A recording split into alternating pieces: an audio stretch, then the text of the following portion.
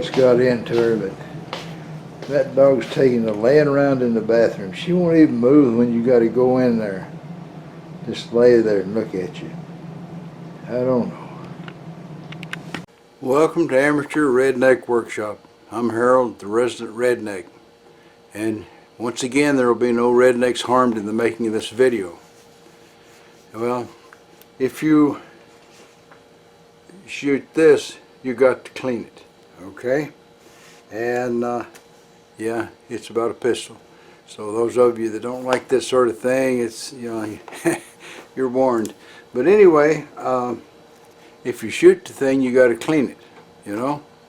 And there's often things like springs and such as that that'll jump out and get lost all over the place.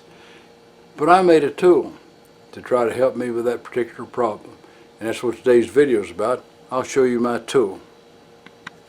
Now when you want to clean this thing, you take out this little bolt and it separates into two pieces. I already checked it for unloaded because I've been working with it, but you can see there's no ammo in there. I think you can see. Look down the side like that. But when you clean it, I like to take this slide and dip it into a bottle of Hoppy's number 9 so it'll eat the carbon off. But you need to remove the little firing pin block and stuff like that. Now this spring, this is your recoil spring, and the guide rod is in the middle of it. And I've lost multiple of both of these. In fact, I lost one of the springs just today testing out my tool. So I'm sure, well, I can't say it's lost. It's around here somewhere. I just can't find it. That's all. But the normal way to do these things is to get a plastic bag. Gallon freezer bag is what I use. Get a little screwdriver and pop that guide rod out of there. Once you've done that, then you can come up underneath there and take out the little firing pin block, which actually has already been cleaned. I did that while I was doing the rest of the stuff. So we'll put it back into there. I think I'll put it back in. Now then, here we come to the hard part. See this spring? This spring's longer than the guide rod when it's new, which this is a brand new one. That's when it's the very worst to handle of all. That's tons of tension. And like I say, I've lost several of these. Both of them I've lost. They go flying out. Today I was working, adjusting this, figuring out how it ought to be, and the thing jumped out and hit me in the stomach. I don't know where the spring is at, somewhere. And this was between my legs, and I thought, well, let's let it drop on the floor, and I can pick it up in a minute. Well, when I went to pick it up on the floor, it wasn't there. Come to find out, it's way off up under my reloading bench. Now, how come falling just from my lap to the floor would bounce that far? I don't know. But that's the perversity of nature. All right. So, what does my tool do? Well, normally when I go to put this thing back together, I'd take it and I'd squeeze it down and get a pair of needle nose pliers and dang it, drop it. Oh, well, I don't know if you saw that or not, but dropping all kind of stuff. I'll be right back. I don't know if you guys saw all that stuff bouncing away to wherever it went, but you can see that the stuff getting away from me is a problem, okay? And I normally would squeeze that down with these pliers, get a good grip as I could, get my freezer bag, put the slide in the freezer bag, and go in here and try and set the spring into here. And it'd take 2 or 3 tries because things don't necessarily line up just right. So I decided to make this this tool right here. Put my glasses somewhere. Alright. So when I started out with the tool, it's this long because I left room for adjustment. I was trying to put the thing back, the front of the spring and the rod up into the front right here. But there wasn't enough room left over for these little fingers to go up in that slot. Okay, so then I was watching Blondie hacks, and it came to me that, well, there's a wider spot down here, so I tried to do that, but you can't squeeze the spring down that much. It's just too much. So I looked at it a while, and then I discovered there's another spot right there. You see that wide spot right there?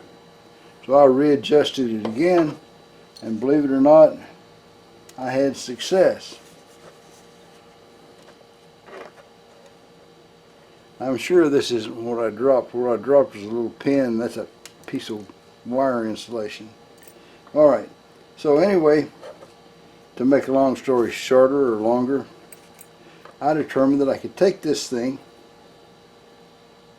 put the spring on here, set the spring on the bottom of it here. I got it between my fingers down on the bottom of this thing.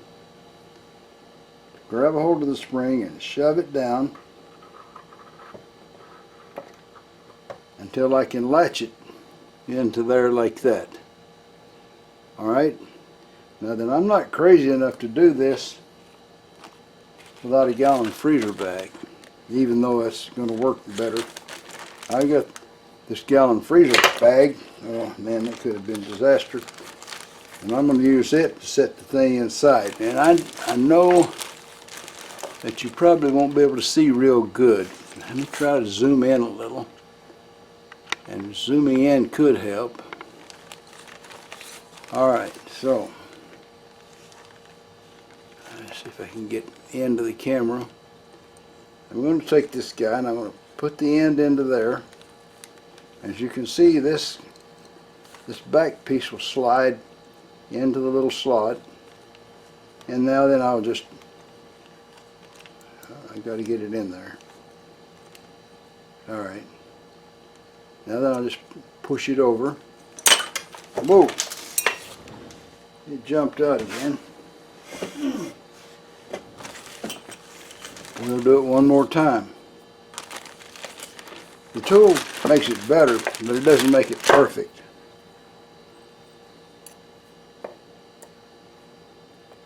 But I'm tired of losing things.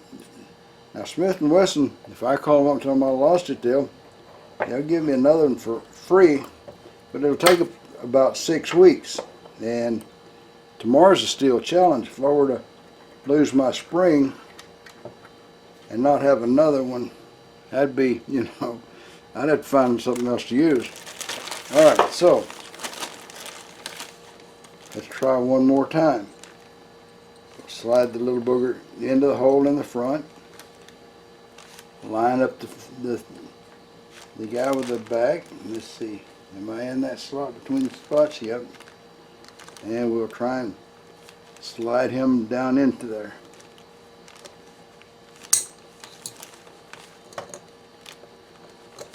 Hang on.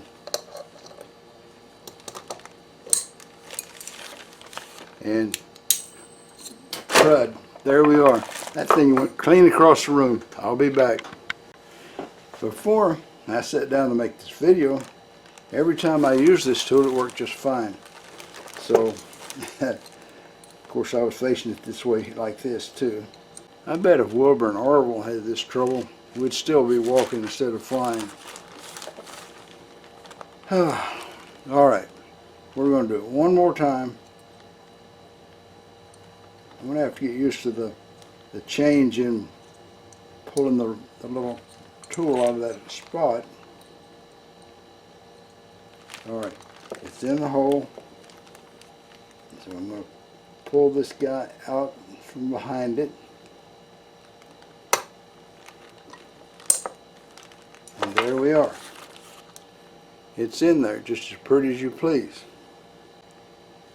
That's what it looks like then held into the tool. Right there. Lots in the end.